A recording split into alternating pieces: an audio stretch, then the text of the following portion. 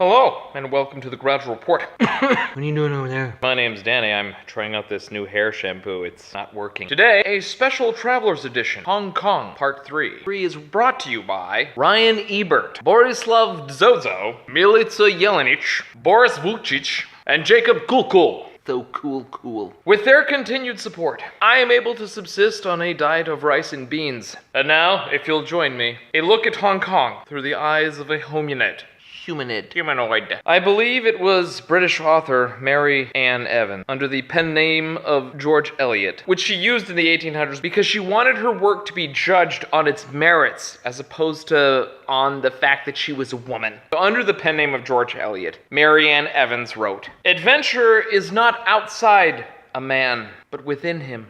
In 1987, a group of civil engineers were faced with an increasing car traffic problem on the island of Hong Kong. They decided to solve the problem with a very out-of-the-box solution. Instead of creating a subway, or a train, or a series of platforms connected by zip lines, which I believe is a very underutilized mode of mass transit, the civil engineers put in motion a plan of moving people through a network of escalators and moving sidewalks. It consists of 18 one-way escalators and 3 inclined moving walkways. And according to the Guinness World Book of Records, these escalators together form the longest outdoor covered escalator system. From 6 a.m. to 10 a.m. they run downhill, and from 10 a.m. to midnight they run uphill. If users want to travel in the opposite direction the escalators are running, they need to use the staircase and ramps alongside the escalators, which consist of a total of 782 steps. I counted only 562 of those steps, and then I lost count because I got hungry from all the counting.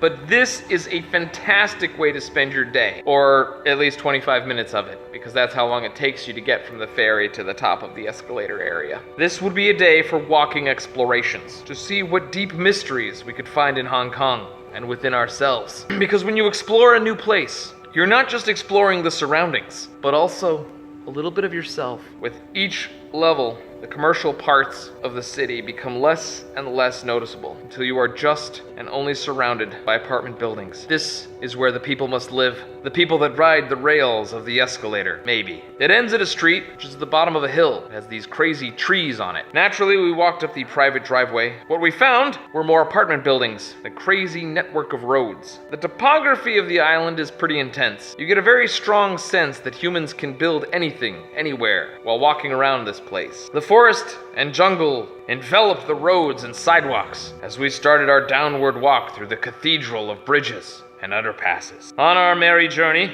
we came across the Hong Kong Zoological and Botanical Gardens, where we encountered the song of the caged monkey and sloth.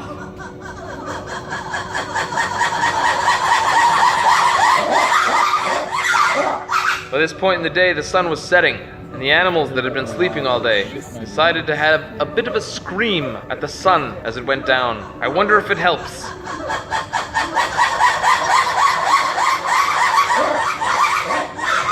The next time I'm stuck in a cage, I might try it. A series of crescendoing screams of terror at the sun as it sets. A therapeutic cry into the vast sky.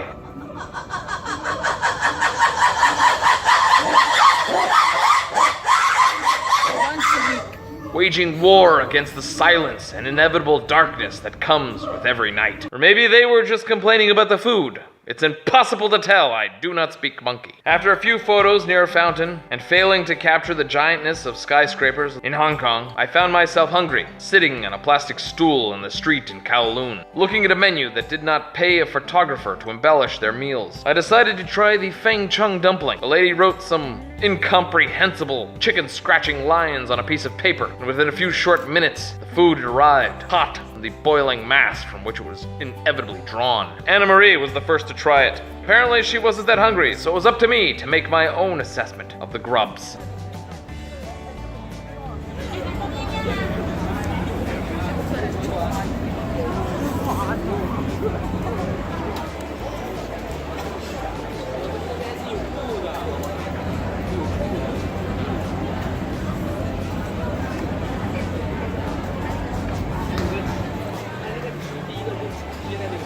Tastes exactly like you think a Feng Chang dumpling would taste. A little bit of Fang, a little bit of Chang. The next day we went to a temple where people pray, and we took a spin in their pretty courtyard. Pictures of their prayer place. It was simply amazing. Chinese Taoist and Buddhist temples' inner spaces are scented with thick coiled incense hanging from the ceiling. This temple, as it happened, was near the Hong Kong International Museum of Toys, which I found on my fancy map. It was just the type of place that I wanted to see. You can get a real sense of the people and the toys that they play with. We walked to the building. The building had a weird sign that seemed to make it like it was there, but it also made it seem like it was a trap. The place had the same feeling you get when a windowless van pulls up next to a playground and a weird old guy gets out and starts offering candy to the kids playing by themselves. Anna thought we were going to be drugged and have our kidneys stolen, and she more or less refused to follow me up the staircase into the building. She obviously didn't understand that there were toys at the end of this line. I went up and down the stairs like a bloodhound on the scent of a missing child in a forest near a mobile home park. But I never did find the toys. I did find a closet, though. We found Closet it here in the hallway. Anna Marie is having none of it. Peeked in the little peek hole, the little crack, and looked like someone just folded a bunch of carpets and stuff. So yeah. There goes that. What did we learn? Women are less likely to walk down a dark alley than men if there are toys promised to them. I think it has something to do with the way we were raised. Girls are always told, be careful. Guys are always told, get the toys. After that, we spent some time in an elevator going to the top of some other place and looking down at all of Hong Kongulars. You gotta get the toys. I knock on the doors because I want to get the toy. After that, we went to the Scientific Museum, which was closed under renovation. But they did have a movie playing about space travel in 3D. So we got the headphones that were in English and the glasses. We watched a movie about the future of NASA. What I'm gonna leave you with here is the Symphony of Lights skyscraper laser show thing that they do on the Hong Kong skyline. 30 buildings, magicalness, worth a look, but you know, they really could do a lot more. Anyway, that's pretty much it for Hong Kong. We ended up going to Disneyland and, you know, having a great time there and doing that, but I mean, Disneyland's kind of Disneyland. Hong Kong Disneyland is just a smaller version of the rest. You guys don't want to hear about that. We're just gonna move on. We're gonna move on. We're gonna call this Hong Kongulars. Part 1, 2, and 3. We're gonna move on. Feel like I've hit the highlight. I love you, my little lemon drops. If you feel like contributing to the Garage Report, there is a link in the description where you can send money. And it is very appreciated. As always, I love you. And if you believe me, that's true, isn't it? I mean, it has to be. Do join us on Tuesday when we continue our very important work.